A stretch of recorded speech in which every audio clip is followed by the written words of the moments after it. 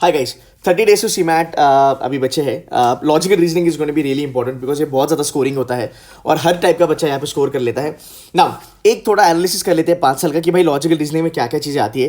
देखो, पहली चीज़ है कि लॉजिकल रीजनिंग में ना 2 चीज़ें आती है। एक तो तुम्हारा होता है वर्बल रीजनिंग, ये थोड़ा सा वर्बल का पार्ट है एक्चुअली, पर सीमेट और सीईटी एग्जाम इसको लॉजिक में डाल देते हैं। And then you have something called as अपना ट्रेडिशनल लॉजिक, राइट। इसमें अगर मैं बात करूँ, सीमेट का जो फेवरेट है वो है कोडिंग डिकोडिंग, इनपुट आउटपुट, उसके बाद नंबर सीरीज। ये जो चैप्टर्स है एक्चुअली, नंबर सीरीज हो गया, कोडिंग डिकोडिंग, इनपुट आउटपुट हो गया, एंड तुम्हारा पजल्स, यार ये थोड़े से ना प्रॉब्लमेटिक है। Now understand this. अगर मैं बात करूँ यार भाई ब्लड रिलेशन कर लो, या फिर डायरेक्शन कर लो, या फिर रैंकिंग वगैरह का क्वेश्चंस कर लो, या फिर थोड़ा बहुत विजुअल रीजनिंग सिलॉग्स वगैरह कर लो, तो यार बच्चे लोग ना मोस्टली ये कर लेते हैं बिकॉज हमारे ना ये प्रैक्टिस हो चुका है स्नैप एंड मैट वगैरह के बारे में। बट जहाँ तक मैं बात करूँ, जब मेरे को 20 क्वेश्चंस करने हैं, राइट, आउट ऑफ 20 डेफिनेटली मेरा टारगेट ये होगा कि यार एटलीस्ट कम से कम मैं 15 प्लस तो करूँ।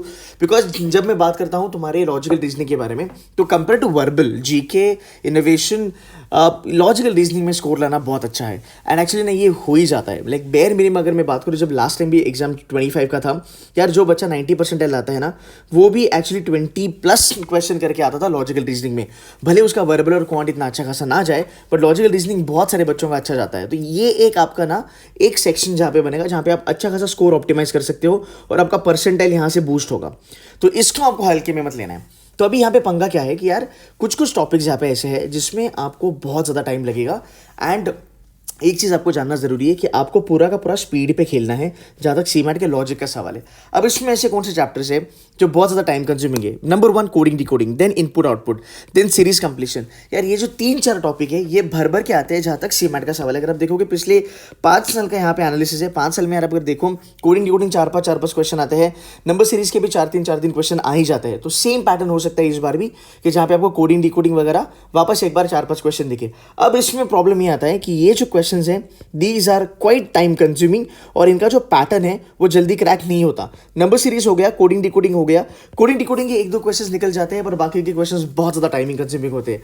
तो अगले 30 डेज में यार तेरा टारगेट ये होना चाहिए कि मैं एक्चुअली पूरा का पूरा लॉजिकल रीजनिंग करूं, बट एटलीस्ट जो ये coding decoding, blood relation, input output, series completion वाले जो टॉपिक्स हैं, यार इनका मेरे को ना कम से कम ये पता चले कि मेरा क्वेश्चन सिलेक्शन क्या होगा। बिकॉज बहुत बार हमको लगता है कि ये कोडिंग डिकोडिंग वाला क्वेश्चन है, पर जब वो करने बैठ जाते हैं तब पता चलता है कि यार ये बहुत ही ज़्यादा टफ है।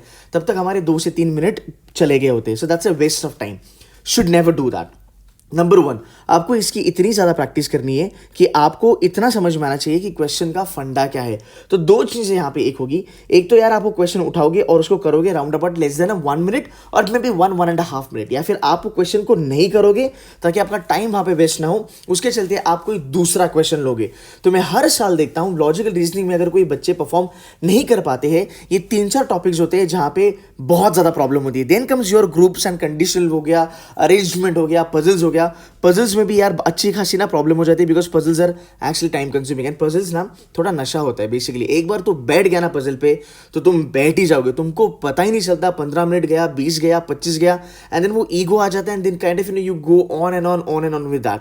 तो same happens with series completion, number series, coding decoding. So guys, एक चीज ये कि ये बहुत ज्यादा स्कोरिंग है, no doubt about it, but at the same time यहाँ पे ब्रेक्स लगने के चांस भी अच्छे खासे हैं, राइट। सो एक बार इस चार्ट को देख लेना, एक बार इसको पूरा देख लेना। इसको अगर आपको फोटो लेना है तो ये ले सकते हो, बट आपकी प्रेपरेशन अकॉर्डिंगली होनी चाहिए। देखो यार, डायरेक्शन हो गया, रैंकिंग हो गया, इनको ज़्यादा टफ नहीं कर सकते। ब्लड रिलेशन हो गया, इनको ज़्यादा टफ नहीं कर सकते। विजुअल रीजनिंग हो गया, इनको ज़्यादा टफ नहीं कर सकते। तो एक स्मार्ट बच्चा वो है जो ये चीज़ें दोनों तरीके से करेगा। नंबर 1 में ये करूँगा कि यार जो ट्रेडिशनल लॉजिकल रीजनिंग है उसको तो मैं फोड़ूंगा ही फोड़ूंगा, बट जो प्रॉब्लमेटिक जो एरियाज है, जो लगते तो ईजी है, जैसे कोडिंग डिकोडिंग, मैं इस पे भी ज़्यादा काम करूंगा। So this is the first thing that you have to do. Now अगर हम बात करेंगे वर्बल रीजनिंग के बारे में, विच इज नथिंग बट तुम्हारा बेसिकली क्रिटिकल रीजनिंग, तो यार इसके ऊपर आपको बहुत ज़्यादा जोर देना जरूरी है बिकॉज यहाँ पे तुम्हारा स्कोर बहुत ज़्यादा कम हो जाता है। एंड वर्बल रीजनिंग के आप पकड़ लो, 4 से 5 क्वेश्चन आपके बनते ही बनते हैं। अब यहाँ पे बड़ा सिंपल सी चीज़ है, कोर्स ऑफ एक्शन आता है, कॉज एंड इफेक्ट आता है, अजम्पशंस आते हैं, आर्ग्यूमेंट्स वगैरह आता है। इसको करना बहुत ज़रूरी है, बट इसकी एक्यूरेसी जो है वो बच्चों की ज़्यादा होती नहीं है, 30-40% होती है। यहाँ पे मैं कहता हूँ 3 on 5 is a good accuracy. So anything, let's say 2/3 is a very good accuracy. 67 से लेके 70% अगर आपकी accuracy आती है तो बहुत बढ़िया है। मैंने एक्चुअली डिस्क्रिप्शन में लिंक दिया है, कमेंट में लिंक दिया है हमारे डैशबोर्ड का, एक बार वहाँ पे जाके देख लेना। लॉजिकल रीजनिंग का आपको मटेरियल भर भर के मिलेगा। ट्रस्ट मी, स्नैप हो, एनमैट हो, टिस हो, आईएफटी हो, उसके बाहर कहीं पे कुछ भी नहीं आए हैं। That is the Bible for you. तो अगर आप उतना खासा कर लेते हो तो भले आप मेरे एनरोल्ड बच्चे हो, आपको उसको पूरा का पूरा रिवाइज करना है और आपको उसको वापस एक बार सॉल्व करना है और क्वेश्चन सिलेक्शन पे आपको बहुत ज़्यादा काम करना है कि यार अगर मैं एक पजल देखता हूँ या फिर अगर मैं एक डायरेक्शन देखता हूँ, एक नंबर सीरीज देखता हूँ, वो मुझे करना है कि नहीं करना है, ये कौन से बेसिस पे मैं डिसीजन लेता हूँ। देखो गाइस, सीमैट एक बहुत इजी एग्जाम है।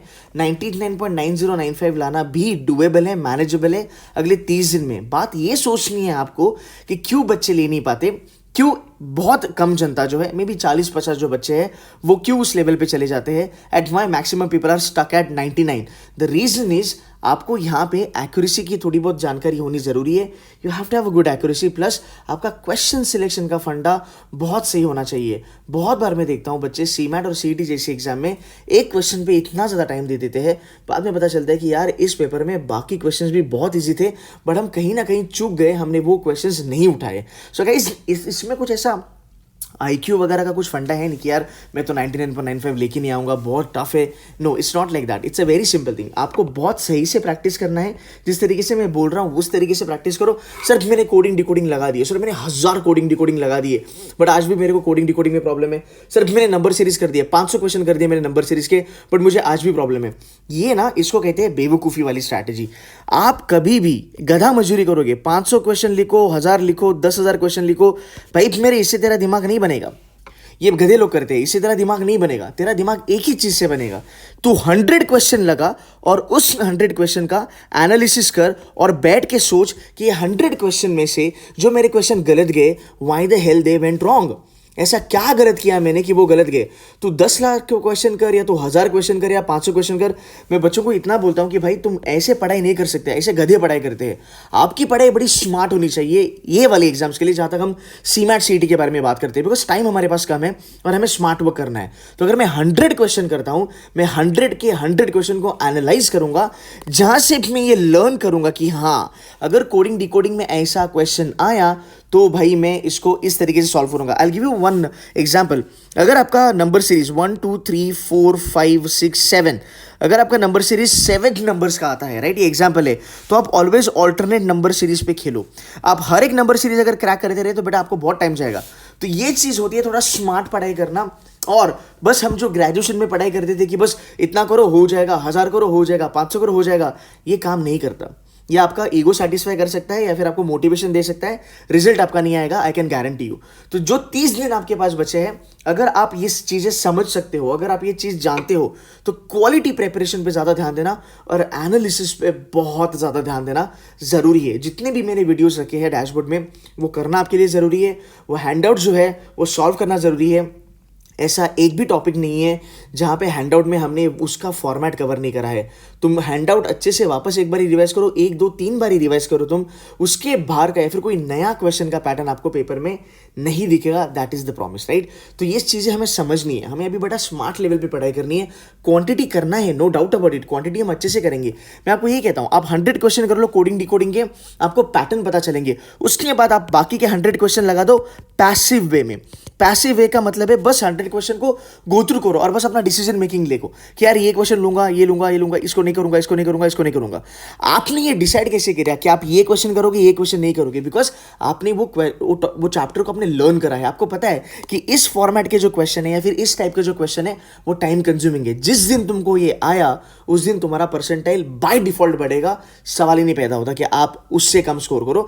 99.50 70 80 आराम से ला सकते हो। जितने भी हमारे टॉपर्स है सीमैट के, या फिर आप टॉपर से जाके बात करो, दिल टेल यू द सेम फंडा।